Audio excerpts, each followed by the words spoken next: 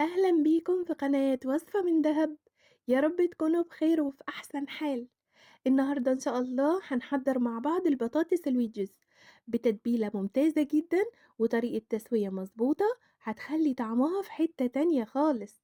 والويدجز ممكن تقدميها مع المشويات أو تقدميها لوحدها كده مع صوص جبنة أو مايونيز وكاتشب زي ما احنا عاملين النهاردة.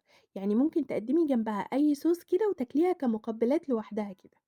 هي نوع من أنواع المقبلات المشوية، لو جربتيها مرة مش هتقدري تبطلي تعمليها من جمالها.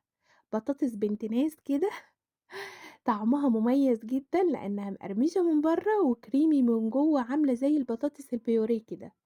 واحنا النهاردة معززين التتبيلة عشان نزود الجمال جمال ونطلع أحلى ويدجز ممكن تدوقيه في حياتك. يلا بينا نشوف الجمال ده اتعمل ازاي.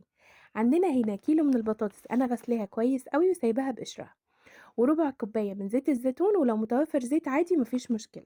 والتوابل بقى دي انتي وراحتك: ملح، فلفل اسود، كمون، شطة، معلقة صغيرة من الثوم المفروم، وزعتر، وبابريكا، وكاري، ولو عندك بقدونس مجفف بيبقى بيدي طعم حلو كمان. هنبتدي بقى ناخد البطاطس كده نقطعها، هي حجمها وسط كده زي ما انتوا شايفين، قد التفاحية كده. هنقطعها 4 تربع زي ما انتوا شايفين كده. تمام. وبعدين في حلة بقى على النار هنحط فيها بتاع حوالي لتر ونص من المية. لو انت هتعملي كيلو هنحط لتر ونص من المية، عليها معلقة من الملح، معلقة صغيرة من الملح، وحوالي فصين توم مفرومين، وورقتين 3 من اللوري. ونقلب كل المكونات الحلوة دي مع بعضيها ونستنى لحد ما تغلي كويس قوي.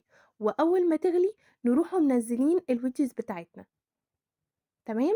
ونحاول ننزلها كلها مرة واحدة علشان تاخد سوا مرة واحدة، لان احنا من ساعة ما هنحطها هنعد حوالي 6 دقايق كده وهنطلعها على طول، لان احنا مش عايزينها تاخد سوا كامل، هو يدوبك كده ربع سوا بس. تمام. وهنبتدي نطلعها نحطها في مصفى ونسيبها لما تهدى. هو المفروض نسيبها لما تهدى بس انا ما كانش عندي وقت فاشتغلت فيها كملت فيها على طول. تمام. هنطلعها بقى من المية زي ما بقول لكم كده ونحطها في مصفى تنزل ميتها خالص، ونبتدي بقى نجهز البولة اللي هنتبل فيها. هنحط الزيت، وزي ما قلت لكم لو زيت زيتون يكون افضل، مفيش زيت زيتون يبقى ممكن اي زيت عندك. وبعدين نضيف التوابل كلها ونقلب الزيت مع التوابل دي كويس قوي، ولو حابة تحطي توابل تانية من عندك مفيش مشكلة. تمام. وبعدين ننزل البطاطس بتاعتنا عليها ونبتدي بقى نقلب البطاطس مع التتبيلة دي، ونحاول على قد ما نقدر لو عندنا وقت نسيبها شوية، يعني حوالي 10 دقايق ربع ساعة كده في التتبيلة بتديها نتيجة أحلى كمان. وبعدين في الصينية اللي هنخبز فيها هندهنها دهنة زيت بسيطة خالص، ونبتدي نرص الويدجز كده، ونسيب حوالي مسافة بسيطة كده بين كل واحدة وواحدة علشان تاخد القرمشة اللي أنا بقولكوا عليها دي. يعني لو صينية كمان واسعة بيكون أفضل، يعني بحيث إن هم يتحطوا براحتهم ما يبقوش ملزقين في بعض. تمام. يعني أنا كنت يعني كانت المفروض أنا كبّرت الصينية شوية، بس هي دي اللي كانت قدّامي فحطيت فيها على طول. تمام.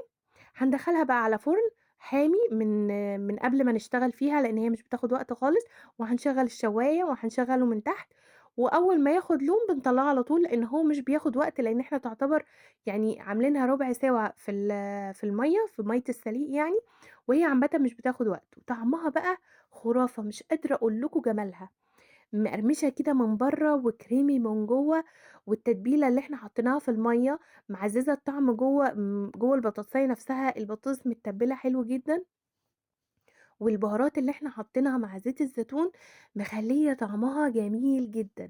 بجد كل ما تبقي كده عايزة تاكلي أي حاجة بالليل كده، لإن هي خفيفة كمان، إحنا حاطين زيت خفيف، وممكن كمان تقللي الزيت. يعني هو المفروض اللي أنا حاطاه ده حوالي 4 معالق كبار على كيلو بطاطس.